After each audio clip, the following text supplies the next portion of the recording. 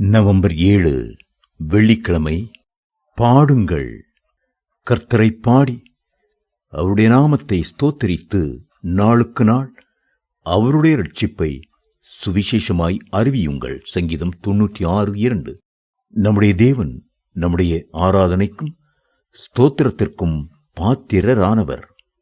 நம்மை அன்போடு உருவாக்கினவர், அன்போடு தேடி வந்தவர், அளவில்லாமல் நேசிக்கிறவர். நாம் அவரை பாடி துதித்து ஆராதனை செய்யும் பொழுது அவருடைய பிரசன்னமும் மகிமையும் நம்முடைய மத்தியிலே இறங்கி வருகிறது. ஒரு காலத்தில் கர்த்தருக்கு ஆராதனை செய்து கொண்டிருந்த லூசிபர் ஆராதனையை தனக்கென தேட ஆரம்பித்தான். ஆகவே அவன் பரலோகத்திலிருந்து தள்ளப்பட்டு பிசாசாய் மாறினான். இன்றைக்கு அவன் இளைஞர்களையும் வாலிபர்களையும் கவரும்படியான இசைகளை உருவாக்கி வருகிறான்.